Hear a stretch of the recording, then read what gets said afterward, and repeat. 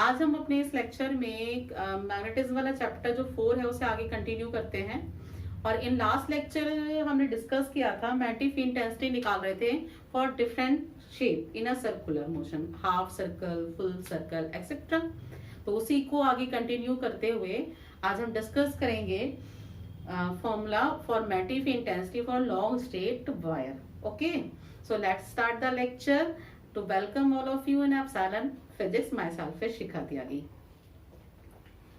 क्या है बच्चों, देखो मैग्नेटिक फील्ड इंटेंसिटी चैप्टर कौन सा है हमारा 4। क्लियर, कंटिन्यू है, इसका ये 3rd लेक्चर जा रहा है। सो कौन सा है हमारा मैग्नेटिक फील्ड, मार्कर चल नहीं रहा बच्चे, दूसरा लेते हैं अभी। Magnetic field due to long straight current carrying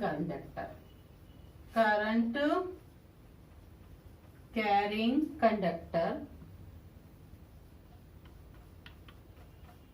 of infinite length. कितनी लेंथ है? Infinite length. तो बच्चे ये इनफाइनाइट लेंथ का करंट कैरिंग कंडक्टर है, करंट जा रही है I। मुझे यहां से a डिस्टेंस दूर यहां मैग्नेटिक फील्ड निकालना है। तो इसका पहले हमारा प्रूफ हुआ करता था सिलेबस में, इसका प्रूफ नहीं है। इसका प्रूफ है भी तो वो एम्पियर सर्किट लॉ के एप्लीकेशन से, इसके एप्लीकेशन से बच्चों नहीं है।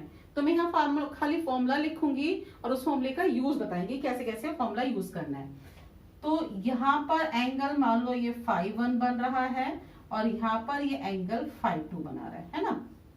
सो after solving we get the formula is μ0/4π I upon a bracket में sin φ1 प्लस sin φ2, ये फॉर्मूला होता है।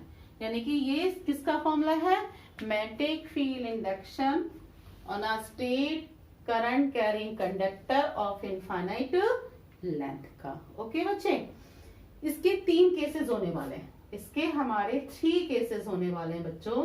तो 3 केसेस कौन कौन से होंगे? देखो, फर्स्ट केस, अगर मेरा वायर, फर्स्ट केस में अगर मेरा वायर ये है और पॉइंट जस्ट मिड में है, पॉइंट क्या है? मिड में, और इनफाइनाइट लेंथ है, तो मिड में है, तो यहां पर भी एंगल कितना बनेगा? इनफाइनाइट लेंथ है, और यहां पर भी एंगल कितना बनेगा? यानी कि ये भी 90, φ1 equals to 90 and φ2 equals to 90। अगर पॉइंट कहां हो? मिड ऑफ वायर हो, मिड ऑफ वायर हो, तो φ1 equals to φ2 both are 90।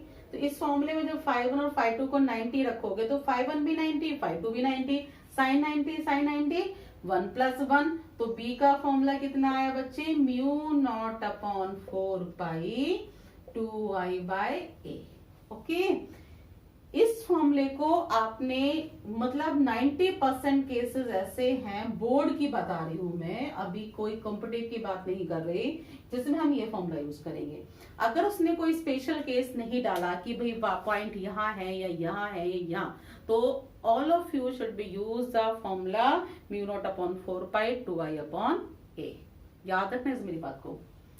Second case जो है, ये तो मेरा फर्स्ट केस था, जो सेकेंड केस बनता है इसका, अगर मेरा वायर है, अगर मेरा ये वायर है, ये करंट कैरिंग, और करंट कैरिंग वायर के मैंने इस पॉइंट पर मैग्नेटिक फील्ड निकालना है ना। तो देखो, इस पॉइंट पे निकालना है, ये तो एंगल 0 बना रहा है और यहां एंगल कितना बन रहा है? 90। क्लियर, इसका मतलब φ1 इज 0 एंड φ2 इज 90। ओके, बात समझ में आ गई? φ2 is 90। तो जब इस फॉर्मूले में φ1 0 तो sin 0 0 और φ2 को 90 रखूंगी, तो माय फॉर्मूला इज μ0/4π I/a। तो याद रखना, ये फॉर्मूला कब आने वाला है? जब हम eight the end of wire पहुंचेंगे। ये फॉर्मूला कब आने वाला है? जब at the mid of the wire पहुंचेंगे, है ना।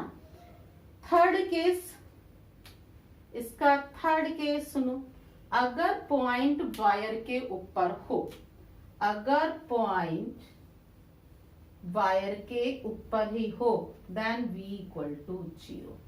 पॉइंट किसके ऊपर हो बच्चे, वायर के ऊपर हो तो v इक्वल टू 0 हो जाता है। तो होप सबको क्लियर हो गया होगा। जो स्टेट करंट कैरिंग कंडक्टर है, then formula is mu not upon 4 pi I upon a sine phi 1 plus sine phi 2।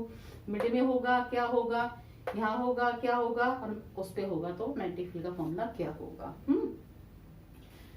Even wire is a finite length, अगर वायर की लेंथ फाइनाइट है तब क्या करेंगे, तो इसका फोर्थ केस बनाते हैं। तो ये फर्स्ट केस हो गया, ये मेरा सेकेंड केस है, और ये मेरा थर्ड केस है। फोर्थ केस की बात क्या हो रही है, if wire having the finite length then what should be the formula. तो बच्चे अगर वायर की फाइनाइट लेंथ होती है तो ध्यान से देखो, ये वायर है, इस वायर की ये फाइनाइट लेंथ है, और इसके बिल्कुल मिड में मैं यहां निकाल रही हूं। ओके, सपोज करो लेंथ इसकी L है और ये मैं L/2 डिस्टेंस पर निकाल रही हूं। तो फाइनाइट लेंथ के लिए ये एंगल बने यहां पर, so that is φ1 and that is φ2। तो φ1 इक्वल्स टू φ2 को मैंने एंगल थीटा मान लिया। मुझे तो नहीं पता कितना एंगल है, मैंने कितना एंगल मान लिया, थीटा। यानी कि दोनों एंगल सेम हो गए, ये भी थीटा और ये भी थीटा। ये कब है बच्चे, जब फाइनाइट लेंथ है। कितनी लेंथ है, फाइनाइट लेंथ है। ओके, तो फॉर्मूला तो मेरे सामने ये लिखा हुआ है, इसी फॉर्मूले को यूज करोगे।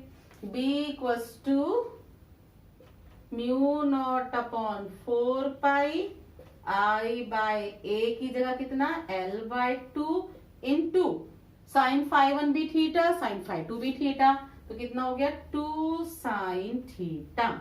सो what should be the formula, mu not upon 4 pi 2 पर पहुंचा 4i by L into sine theta. What should be the sine theta, sine theta निकालो बच्चे। ये L/2 है ना, डिपेंड करता है L/2, मैंने L/2 ले लिया, जरूरी थोड़ी L/2 कुछ और भी हो सकती है, इट डिपेंड ऑन यू। समझ में आया। ये पॉइंट बहरहाल मिड में है, मिड में है, पूरी लेंथ L है, तो ये भी L/2 हो गई। ये मैंने L/2 मान ली, depend on A B C R जो तुम मानना चाहो। तो साइन थीटा क्या होता है, साइन थीटा अगर मैं यहां से निकालूंगी तो perpendicular upon hypotenuse. Perpendicular is L/2, what is the hypotenuse, hypotenuse is perpendicular L²/4 plus L²/4। याद रखने से आप अपने हिसाब से कुछ और भी क्वेश्चन में दिया हो सकता है, L²/4 तो कितना हुआ under root L²/4 plus L²/4। तो साइन थीटा की जगह वैल्यू पुट कर दूं, क्या आया बच्चे, mu not upon 4 pi 4i by L into L/2 upon में L²/4 प्लस L²/4, और जो सॉल्व करके आएगा उस आंसर को लिख लेना। तो ये मेरे फॉर्मूले थे किसकी वजह से, स्टेट करंट कैरिंग कंडक्टर की वजह से।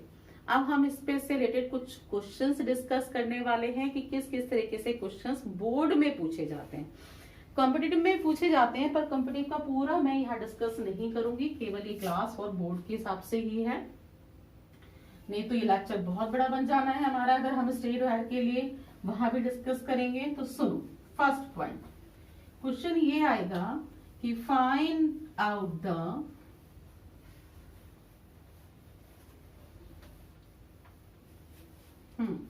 find out the magnetic field, find out the magnetic field at point O, है ना। फर्स्ट ये जो है मिक्सिंग है, मिक्सिंग मतलब circular as well as straight wire दोनों को मिक्स करके शेप बना रखी है ना। तो first shape is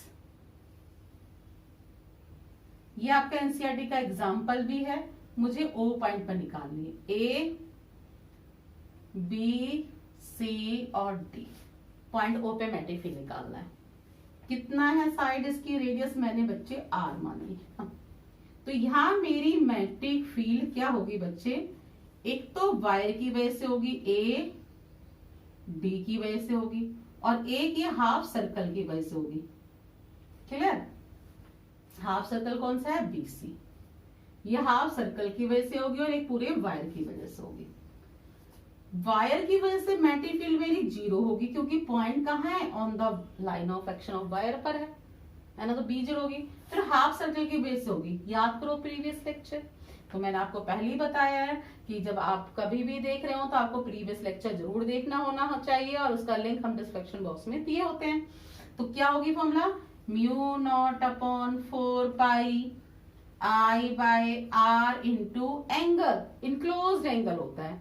what should be the enclosed angle, that is half circle ना, यानी कि पाई।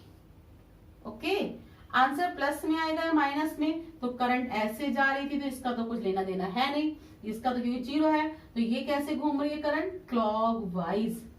क्लॉकवाइज को तुम्हें पता ही है, बताओ हाथ घुमाओ राइट हैंड, क्लॉकवाइज में कहाँ आएगा थंब, नीचे, यानी कि क्रॉस। ओके, चलो सेकंड फिगर आओ।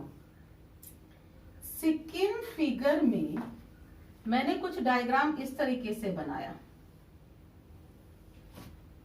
ये देखो, यानी कि पॉइंट ओ मेरा भी यहां पहुंच गया, ये डिस्टेंस भी आर है और ये डिस्टेंस भी आर है।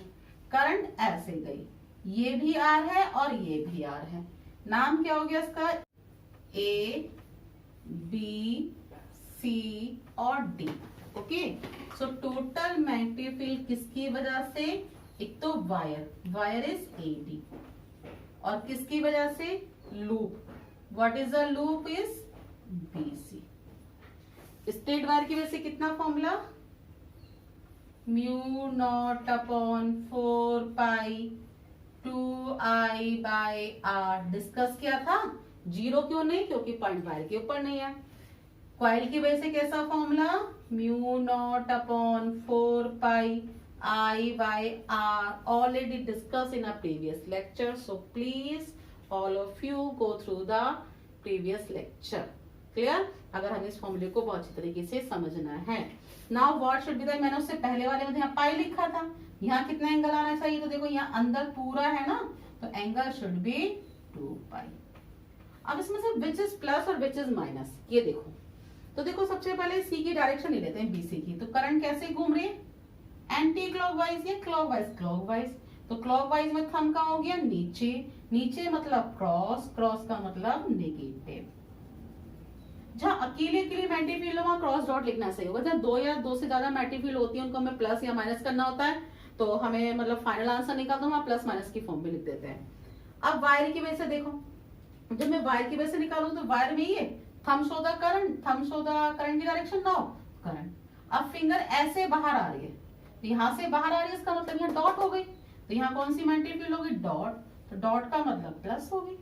सो विच इज कॉमन, कौन कॉमन है बेटा, देखिए v equals to mu not upon 4 pi 2 I भी कॉमन, r भी common, 1 minus pi. Obviously pi 1 से बड़ा है, तो v की वैल्यू कैसी आएगी, negative, means final magnetic field is cross. Hope so आपको क्लियर हो गई होगी बात। और देखो दूसरा क्वेश्चन क्या हो सकता है, थर्ड डायग्राम देखना बच्चे।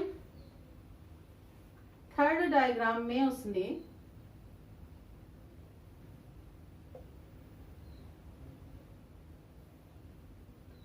ये है, क्लियर, यहां से पॉइंट O है, इट इज द R1 और that is the R2। Current ऐसे फ्लो हो रही है, नाम क्या हो गया, A B C D E। ये तो बताओ मैग्नेटिक फील्ड 3 होंगी इसमें, एक वायर की वजह से, कितनी मैग्नेटिक फील्ड होंगी बताओ, 3। कौन कौन सी, एक वायर की वजह से, प्लस एक बीसी लूप की, छोटे वाले लूप की वजह से, प्लस एक बड़े लूप की वजह से, AED। वायर की वजह से मैग्नेटिक फील्ड बोलो क्या, 0, क्योंकि पॉइंट वायर के ऊपर है। छोटे लूप की वजह से बोलो मैग्नेटिक फील्ड कितनी, mu not upon 4 pi I by R1। What should be the angle, pi, क्योंकि आधा सर्कल बना है। यहाँ कितना formula, mu not upon 4 pi I by R2 into pi, क्योंकि यहाँ भी आधा सर्कल बना है, विच इज प्लस और माइनस। तो ये क्लॉकवाइज है, दैट इज प्लस, और ये भी, अरे भाई ये तो क्लॉकवाइज हो गई, और ये भी क्लॉकवाइज ही जा रही है, यानी कि बोथ आर प्लस। ये एंटी क्लॉकवाइज है, अरे ये ऐसे घूमी क्लॉकवाइज है ना, तो ये भी प्लस माइनस, और ये भी क्लॉकवाइज माइनस, यानी कि बोथ आर नेगेटिव। तो इसका मतलब दोनों मैग्नेटिक फील्ड कैसी है हमारी, नेगेटिव। प्लस माइनस भी क्या हो गया, माइनस। तो final answer becomes to negative, final answer becomes to negative. Hope so तो आपको क्लियर हो गया होगा, यानी कि मैग्नेटिक फील्ड क्रॉस में आएगी। नेक्स्ट सुनो, नेक्स्ट क्या होगा, नेक्स्ट फिगर हमारी कुछ इस तरीके से बन सकती है।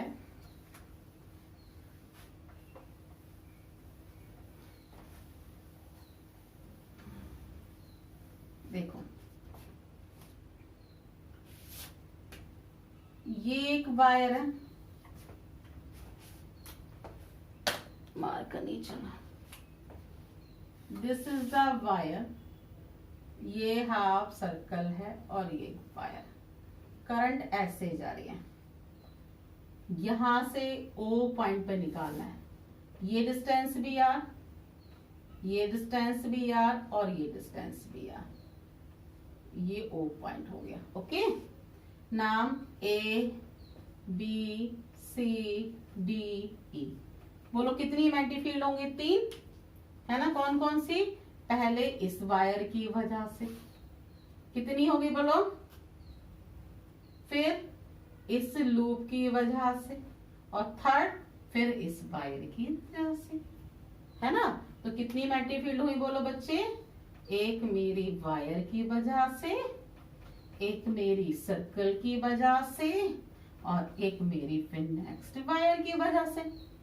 इस वायर की देखना, इस वायर पे मैग्नेटिक फील्ड किधर जा रही है, what, at the end of the wire ना। तो अभी इसी लेक्चर मैंने समझाया था, अगर point end of the wire में हो तो formula is mu not upon 4 pi I by R होगा।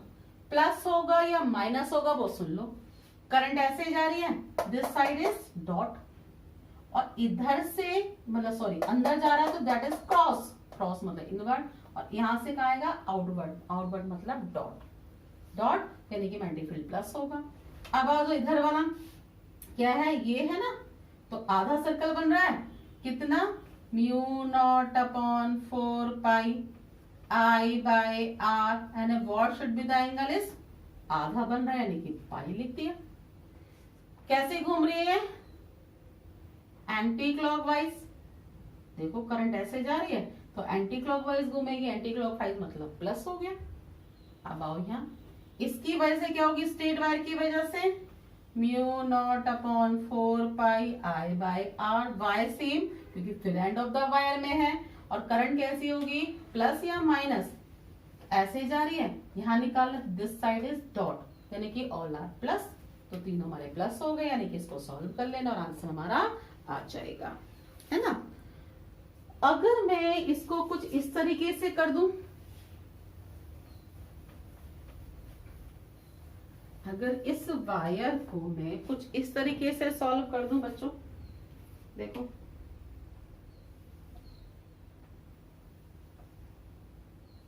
ये ऐसे करंट जा रही है, यहां से होती है ना, नाम A P C D E, और ये पॉइंट O, O से R, this side is R, this side is, यानी कि ऑल आर सेम फॉर्मूला।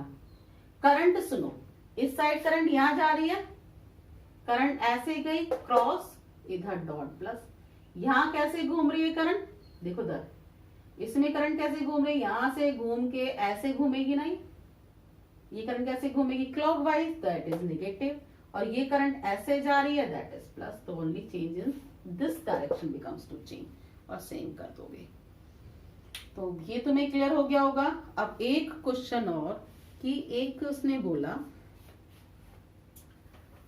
कि हमारा मैटी फील्ड निकालनी है at the point of O, that is the square, that is the square, है ना। तो at the centre of square, यानी कि एक स्क्वायर है जिसकी साइड्स आर ए, इसके जहां डायगोनल्स कट कर रहे हैं ओ, यहां मैटी फील्ड निकालनी है। ऑब्वियसली करंट कैरिंग वायर है, तो 4 वायर से मिलकर बना है, तो फाइनाइट लेंथ का वायर हो गया, नहीं हो गया? तो फाइनाइट लेंथ का वायर हो गया, जिसका मतलब पॉइंट इज मिड में। तो पहले एक वायर की निकाल लेते हैं, यहाँ पर ये आ गया, इस वायर की निकालते हैं। तो जब ये वाई सेट के एंगल को, तो that should be 45, it should be 45। ये पूरा ए है, तो इट इज द a/2, ये तो होना है। क्या फॉर्मूला होता है बी हमारा मैटी फील्ड का? अभी हमने डिस्कस किया था पहले, म्यू नॉट अपॉन 4 पाई, बोलो व्हाट इज आई अपॉन में R sine phi 1 plus sine phi 2। R किसके इक्वल? a/2 के। फाई 1 इक्वल टू फाई 2 किसके इक्वल बोलो? 45 के। ओके, क्या रखूं बोलो वैल्यू?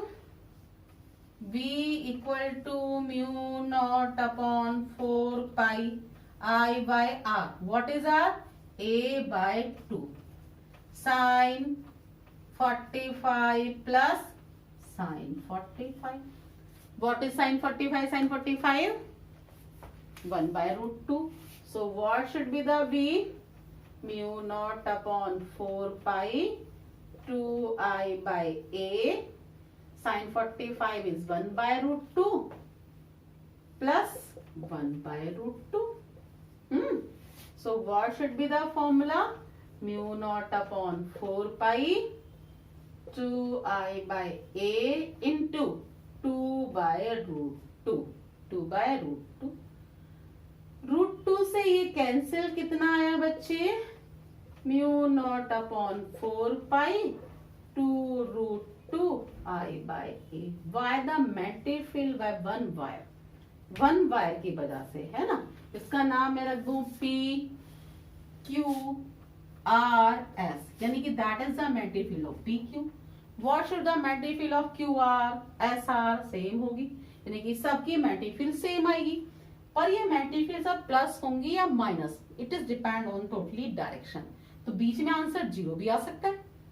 अगर सारी मैटी फील्ड एक दूसरे के इक्वल एंड अपोजिट हो जाए, तो देखो ये मेरा राइट हैंड है, राइट हैंड में मैंने यहाँ पे करंट ऐसे जा रही है, ये करा, दिस साइड इज क्रॉस और दिस साइड इज डॉट, यानी कि इस साइड जो मैटी फील्ड निकालूंगी डॉट, इधर इसमें करंट ऐसे जा रही है, तो दिस साइड इज डॉट और इधर क्रॉस, यानी कि यहाँ डॉट। यहां मैं निकालूंगी, बोलो बाहर आ रही है यहाँ से, दिस साइड इज डॉट, यहाँ थंब ऐसे, दिस साइड इज अंदर जा रही क्रॉस और बाहर डॉट, यानी कि चारों मैटी field dot and all are positive, यानी कि सब ऐड हो जाएंगे। तो ऐड हो जाएंगे तो मतलब मैं फाइनल आंसर के लिए it should be multiply by 4 नहीं कर देना चाहिए, 4 की वजह से निकालेंगे 4, आंसर आ गया 8 and answer is plus, plus मतलब आउटवर्ड। तो ये आपको निकालना आ गया होगा। तो हमने क्या पढ़ा था? मैटी field intensity due to at the centre of current carrying coil and इसकी एप्लीकेशन, एंड मैटी field intensity due to straight conducting wire का ओनली फॉर्मूला लिखा था और उसका हमने यूज देखा। इस तरह के क्वेश्चन हमारे बोर्ड में काफी पूछे जाते हैं और कॉम्पिटिटिव में भी पूछे जाते हैं। वो थोड़ा एक स्टेप और ऊपर आ जाते हैं। एक स्टेप मतलब कि भाई जरूरी थोड़ी है कि क्या है, हो सकता है कि किसी एंगल से बना के रखा हो या स्ट्रेट वायर है तो पॉइंट यहाँ रखा हो, तो उनके लिए कुछ नहीं, बस थोड़ी थोड़ी सी ट्रिक लगने शुरू हो जाती हैं और वो भी हमारे इजीली। तो ये बेस है उसका, अगर ये बेस समझ में आ गया तो वो वाले न्यूमेरिकल भी तुम बहुत आराम से कर जाओगे और वो तुम्हें क्लियर हो जाएंगे। अब हमारा एक सेकंड एप्लीकेशन बनता है जो हम आपके सामने डिस्कस करेंगे in further lecture, that is a मैटी field intensity on the axis of the coil. Okay बच्चों, तो इन नेक्स्ट लेक्चर में हम वो डिस्कस करेंगे। तो इसकी प्रैक्टिस करना, एनसीईआरटी के शुरू के 4 न्यूमेरिकल अनसोल्ड के शुरू के 4 न्यूमेरिकल हमारे इस फॉर्मूले के ऊपर बेस्ड हैं। तो कौन कौन से फॉर्मूले के ऊपर बेस्ड हैं? एक स्टेट कंडक्टिंग वायर पे mu not upon 4 pi 2i upon R, और एक क्वाइल वाले पे mu not upon 4 pi i upon R into 2 pi. Clear बच्चों? सो थैंक यू बच्चों।